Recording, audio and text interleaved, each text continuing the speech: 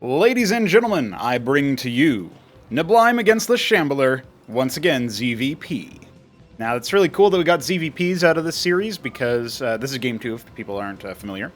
We are coming off of the back of Repulsion. This is Infinite Velocity by the Beaver 99, and he actually has a new map called Exceedu, I believe is how you pronounce it.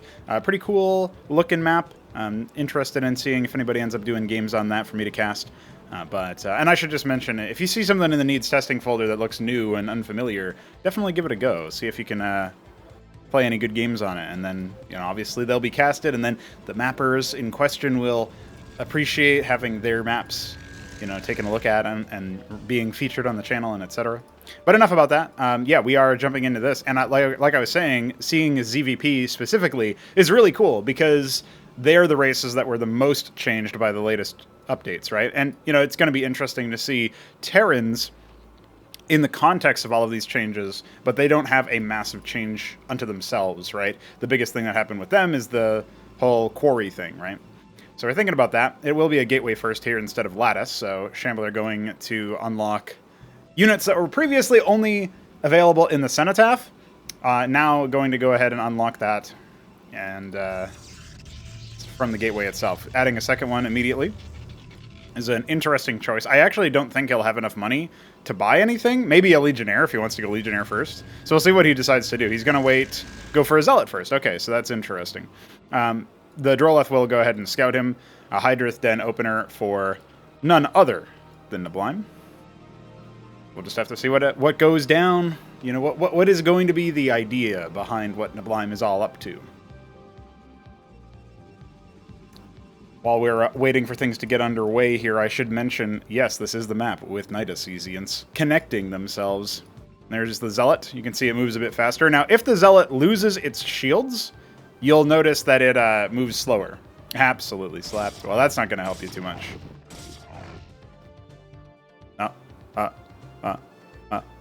Blizzard does an AI, by the way. I mean, that's not AI. It's, unit AI. Also just one. Not kills, just one. I wonder if that's a bug with... What would that be a bug with?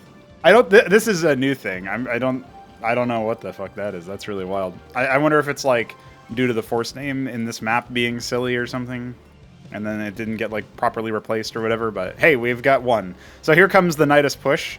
Got 2 Zealots and an Ecclesiast. Keeping the shields up means that they'll be able to stick to enemy targets a bit faster. And so far, there's only 1 Hydra, but there is a Skith out. There's actually 3 Skiths on the way, so only the Ecclesiast will be capable of dealing with that. Meanwhile, the Hydra is going to go ahead and start getting focused down here. Droleths are pulled to try to disrupt that, but instantaneously... He's actually attacking his own Hydra then right now, so this is looking pretty bad for Neblime, the man. Should be trying to maybe pull away from these. But meanwhile, his Skiths have killed the Ecclesiast, so... At the very least, that is going to be a positive look. Unfortunately, he's down to 9 workers, and many of them, only now are they going to start harvesting. Obviously, more units are being rallied over here, but not yet sent through. There's 2 Ecclesiasts with that group.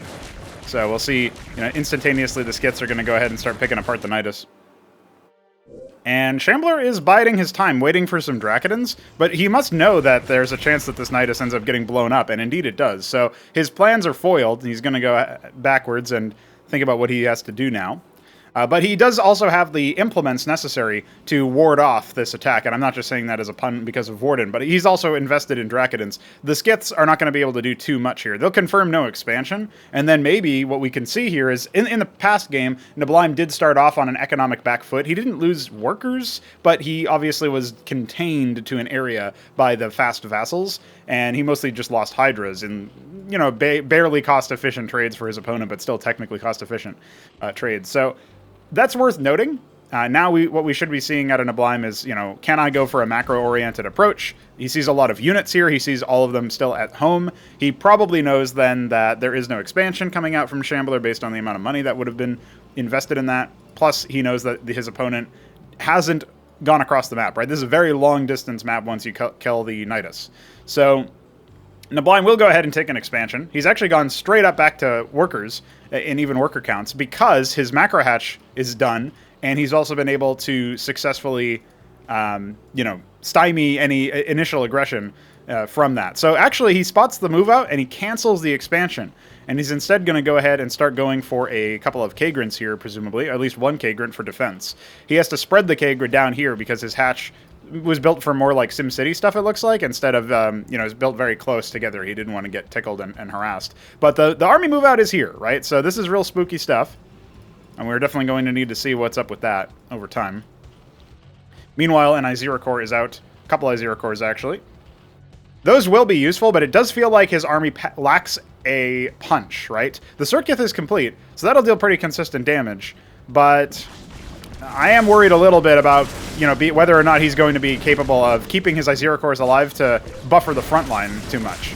The Crushing Tide is going to help a lot with, you know, reducing shields ambiently. And some of the Ecclesiasts are finally starting to fall, but he's still got 2 more. Make that 1. And he's lost his own front line, the Shambler. So actually, I don't know if it was just botched target selection there, but 2 Skither cores are still alive, 2 I0 cores are still alive. A good pick off there because, you know, you can just use shields, so, you know, maybe you can try to bleed the Zerg army a little bit here. And obviously back at home, there's nothing that is in, you know, remotely in danger, we'll say, because Shambler has not chosen to expand. If neblime takes the base on the top, I wonder if he's actually able to do anything there. Because obviously he canceled the Hatcherosk and then made a bunch of I0 cores and obviously the Circuit. So I wonder if maybe, like, if he doesn't cancel that, does he actually hold there? Not sure. But he's going to go ahead and take it in the top.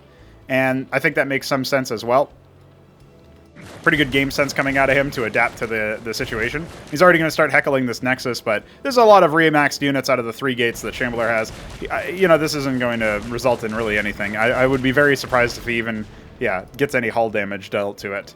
So as soon as that Nexus finishes, it'll start regenerating everything. So the I0 cores are going to go ahead and try to take some tempo away from the Protoss army, but the Shambler is in a spot where I think he can pretty comfortably riposte any such attack.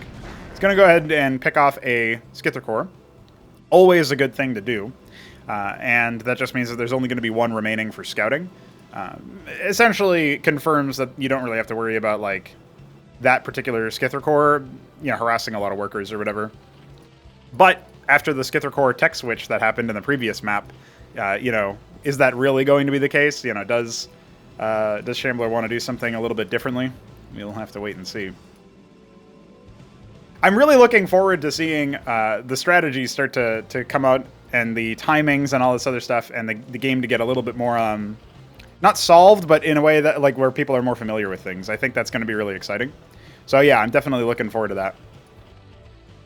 Another Hatcherosk to spread the Kagra. This is also going to give him a fair amount of production. And yeah, you see down here he's also taking a 3rd base. So economically speaking, he's up ahead. He sacrifices that Skither core to confirm that Shambler seems to just still be on 3 gates and is now setting up a lot of defenses, right? This is 450 minerals just to manage the Wardens, right? So that's actually pretty significant there. Meanwhile, he's only saturating on the mineral side, so at the very least, Shambler won't be too far behind resources-wise, but he is floating a lot of money. So I wonder what he's actually going to be planning on doing, right? Still adapting, the Protosses are, to the tech crunch at this point, and he's going to go ahead and start setting down an Argosy. So that's an impressive structure that now contains the Solarian and the Empyrean. So in addition to the Magister, the Didact, and the Epigraph. These are obviously some fairly powerful units. I'm really curious as to whether this I0 core is going to catch wind of this attack, but it doesn't look like it. You know, we're not seeing Zergs station, you know, Ovoleths or some such, like, over these high ground areas to try to keep watch of their opponent's army, even though they do have access to, like, you know, easy access to those things. But, you know, it's a bit of an expense, and it's something that, you know, if you don't have a free Ovoleth, if you don't have to build Ovoleths because they don't, you know, we don't have supply or whatever, that would definitely contribute. Another Hatcherosk coming down. So I'm worried about neblime maybe not being able to get enough gas banked to go for tier 2 if he's going to get so much production. But at the same time, this could be instrumental in him holding. He also has access to way less tech than his opponent does. Now, so far, there's only the basic gateway units, right? We're not seeing any Legionnaires and we're not seeing any Hierophants. But the Argosy is going to come out, and another Skither core is even here to try to confirm the position. But here comes the attack. Now, this Circuit is a little bit far away from being able to finish, and the I0 cores are out of position. But at the same time, this is kind of streaming in from a single line instead of being managed a little bit better. So Shambler, it feels like he lost a lot of combat efficiency that he could have had. And meanwhile, he's only now going to pop a single Circuit because all of his Dracodins were busy picking off workers that had been pulled defensively. I don't even know if the workers needed to be pulled defensively, but looking at the worker advantage neblime has, you have to say it's probably just fine. This number of Drakodins is still quite lethal, potentially, but obviously the Kagrins are remorphing into the circuits now, so you have to wonder what's next exactly. So he's going to go ahead and pick off that one on the top again, force it to remorph if he wants it, but he's actually just going to go ahead and focus down the Kagrin now. And that's fine. He can cycle back and let his shields recharge, but the Drolets are going to start to come out. This is still very dangerous territory here for neblime. I mean, he has a lot more workers than Shambler, but most of them aren't mining at this point. Most of the differential, I should say, are not mining and haven't been for a while. So he's just going to continue to be annoying here. But this is a lot of APM for Shambler. Like back at home, we see the fact that he's starting to queue up Empyreans from the Argosy. That's great. We obviously see he's got some idle workers. He is starting to take a third base himself. And here comes some more Izira cores. But again, this is all... He only has the Hydrith then, right? Neblime does not have access to a whole lot of tech. So we are going to go ahead and see some additional defenses being morphed, and he can keep his units behind there. So this should allow him to remain safe, but it's definitely going to be an investment, right? He doesn't have a Zorkiz for easier access. He's even going to go ahead and have to cancel that and lose a Droleth in the process. But, you know, he's trading somewhat efficiently, and the distance between the bases means that this, you know, the reinforcements on the army is definitely going to be, you know, hard for Shambler to sync up, right? So he's going to do a little bit more micro over here, try to be some, you know, a fancy footworker, and see what he can do. But it's not looking too hot for him. He's obviously going to have reinforcements in a moment, and I would imagine that some more units are going to be hatched over here for Neblime. But at the same time, he's building a lot of workers. He's just trying to saturate his bases a lot. And he does have full saturation on the gases over here. Obviously, these reinforcements are going to go ahead and clean that up. It does look like pretty much everything... There's no more wounded units over there. So all of the original attack force has been evaporated at this point. And yeah, we don't see a lot of saturation on the minerals up there, which could definitely help Mr. Neblime. He could be pumping out a lot more Izira cores. He could be going for a Quazeth so that he can have, you know, Vorvs or something with the army. But yeah, he's got enough circuits now that I don't think that Shambler has kill pressure with this squad. And the Skither Corps, wounded though it may be, is going to go ahead and confirm, presumably, that there's a third base online. I think it might have even spotted the Empyrean. So this is a point where all the Hydras are being, you know, sent over, and we do have some Spraith colonies. But the Empyrean is a pretty good unit, right? It's not going to, you know, falter because of some Spraith colonies. It'll just walk through them or around them or whatever, you know, fly through them. It doesn't have enough range to completely outrange them. But even still, I think one Empyrean handily defeats a Spraith, right? There's only one armor pen, so it's dealing 9 minus 3 damage. So it's dealing 6 damage per hit on a unit that has 120 shields. That obviously is going to handily defeat the armor of the Spraith colony by comparison. So it's dealing a full 32 damage per shot, per salvo, I should say. So that's a pretty significant amount, right? But that's not even where he's going. He's going to go ahead and start to try to punish the workers. You are going to need multiple salvos to kill the Droleths, but it also does AoE. So this could be quite devastating. You can see it already softening up a good number of them. The Hydras are going to try to be over here.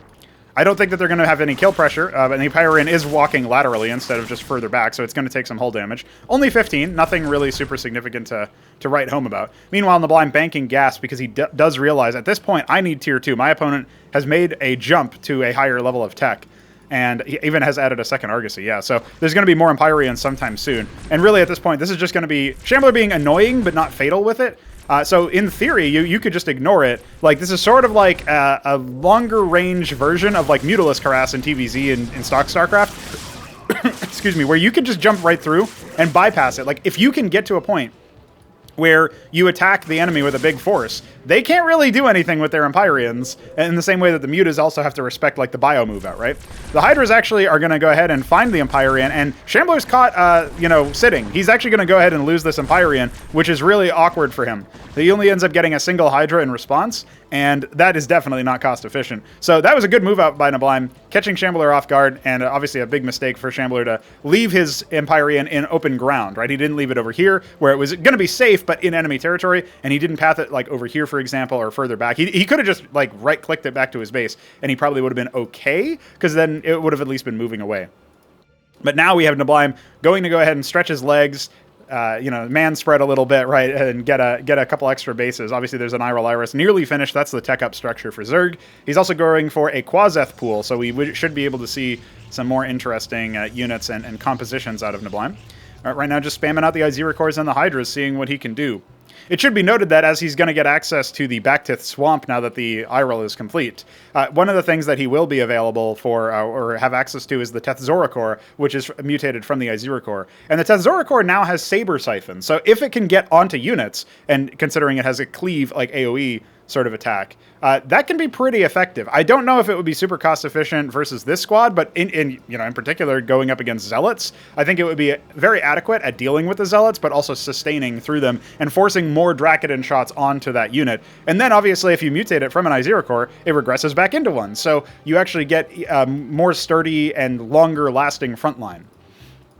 Meanwhile, a Kafralosk already on the way. In fact, do we have all 3 of the stock ones? Yes, we do. So there are 3 Hatcherosks now and 3 Kafralosks in the making. For those who don't know, you can take the larva generated by something like a Kafralosk and you can mutate it directly into the advanced strains of the Zerg. So that whole thing I was talking about where you mutate the Iziricor into a Tethzoricor, or, the Hydralisk into a Bactylisk. You think of like Hydra into Lurker or Muta into Devourer or something in stock StarCraft. Well, you can bypass that first unit requirement entirely.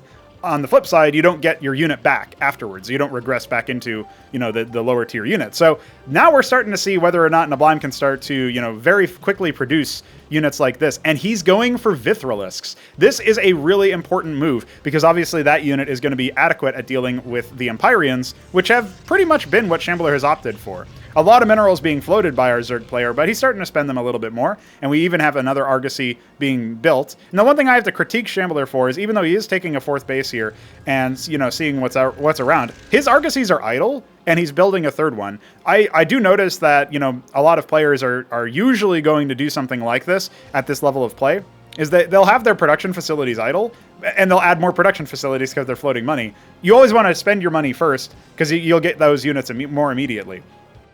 And I say always, I mean, like, that's a general rule, is what I should say. Now, Noveleth was actually generated, and that was for the express purpose of spotting out this enemy assault, or maybe it was even supposed to drop something. We did see a corpse underneath the Nexus that was being built at the 4th location for Shambler. But the air army has been spotted. The Vithrilisks should be complete, but there's only 3 of them, right? Well, actually, I tell a lie. There's 5 of them, but only 3 of them are moving out. And this is a really awkward fight, really awkward space for ground units to fight them in. But maybe they can keep them occupied while the Vithrilisks slowly fly their way over. There's now a larger mass of 7, which is definitely going to be effective. Some Spear Tiths are completed, but this is mostly for crowd control. It is going to do some bounce damage and reduce the shields and such, but I don't think it's going to be that significant, right?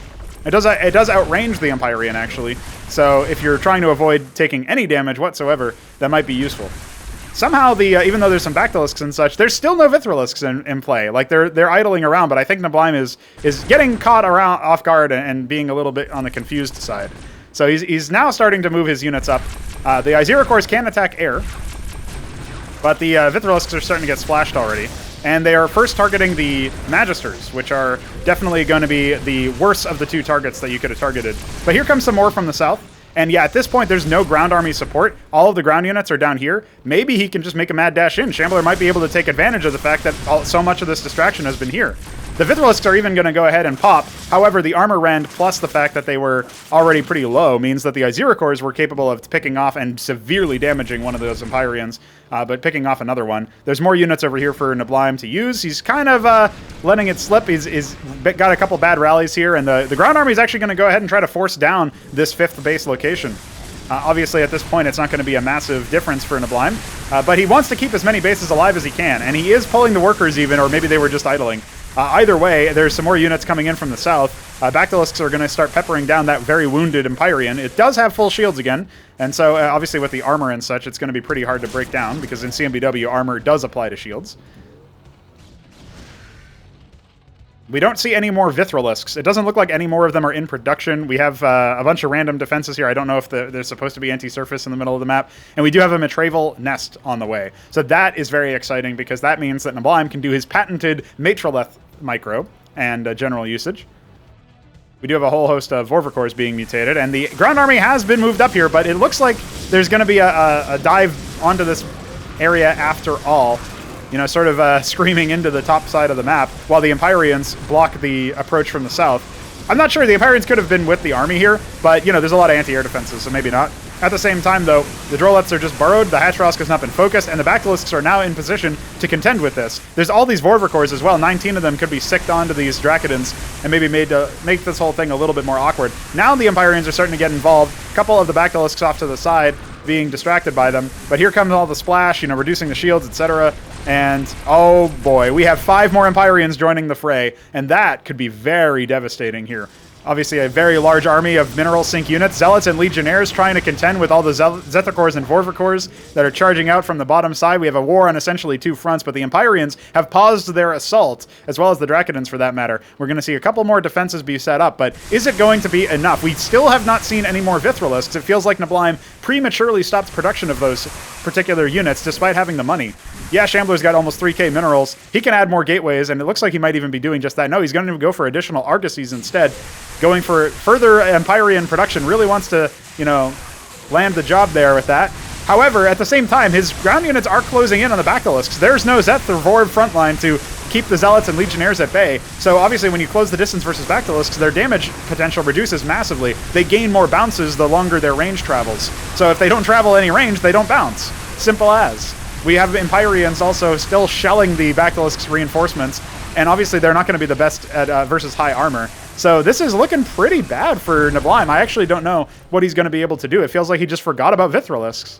He's still training Basilisks and now starting to get some Matroliths, but obviously that's going to be mostly effective versus the ground army. The Empyreans are going to be largely unaffected, and indeed they are still... one of them does finally go down, but you still have 6 of them. You still have all these Drakodons that were not in that particular fight. Some distance mining happening from the bottom middle base as he's trying to set up yet another one. And he's done well to sort of spy out on all of the potential base areas for Shambler, who had idled a lot of workers by the looks of things. Just sent 7 workers onto the ridge, and he's starting to add more gateways and such so that he can, you know, continue producing these units. Even with full gate queues, he still doesn't have enough. You know, he's still trying to spend his minerals. Definitely could use another base somewhere, but, you know, again, neblime is sort of keeping watch for a lot of that. Matroliths are sort of rallied in the middle of the map. We'll see what happens there. Basilisks is trying to zone off the Drakodons here. If I'm neblime, I would want to deal with this immediately. Just get rid of this completely, because if you can do that, you can be in a much better position overall, knowing that your opponent doesn't really have more ground units just sort of like errantly thrown around the whole map. It looks like he's going to sort of try to do that, but his move with the Ovaleth was a bit confusing. I think he's definitely, you know, he's lacking the APM, right? But he is starting to build more Vithrilisks. If you can get Vithrilisks with the Basilisks, the armor stops mattering, right? That interaction is still here in CMBW, where it does reduce armor based on the number of stacks. It just stacks a little bit differently now. So here comes another spot for Shambler to take a 5th base. Again, there is a 6th base over here, right? But it's very, very vulnerable. Not very long distance. You know, any amount of ground army like this ground army could just wipe the floor with it. I don't know that Shambler knows about this base. He hasn't built any witnesses. I have to wonder, what are we going to see? You know, is there going to be a tech switch at this point? You know, we still don't have the Otstol. We do have a Mutat Spire out, so... Okay, there's no tier 3 for neblime, but he has been able to... Okay, now the space has been discovered. Now, what happens here? The Matroliths need to start casting their Vilgalets and, you know, spawning those on the ground for the purposes of creating Rilla Rokors, maybe just slowing down this army here. And obviously the Ensnaring Brood plus Crushing Tide means that a lot of these units are getting splashed and reduced in movement speed and attack rate. The Basilisks are here as well. Drakodons aren't really doing anything on the other side of the map. A Zealot has spotted out this base down here. So yes, I think at this point Shambler knows, okay, there's a lot of locations here that are going to be very vulnerable, where unfortunately for neblime, it doesn't look like he realistically has a large number of units that can sort of spread across the whole map, right? We are seeing a lot of workers here. In fact, Shambler has more workers than his opponent for the first time in a while, but obviously less bases. So he's getting less money, I think. His income is definitely less. You know, 3 times the army the army count for Monsieur Neblime. Yeah, that's going to be pretty significant. Some of them are Rilla Rokors, right? You know, 22 of those are Rilla Rokors, but still. One of the Matroliths does end up getting sniped here. Here comes some of the Vithrilisks, but they're all stacked up, and that's where the Empyrean is going to excel. So 4 of them instantaneously getting absolutely slapped. The Rilla Rokors are here, but, you know, they're not actually going to do anything versus the air fleet. And, yeah, at this point, I mean, it feels like, look at this, 15 and 8 Magisters, 15 Empyreans. That's just an instantaneous shellacking.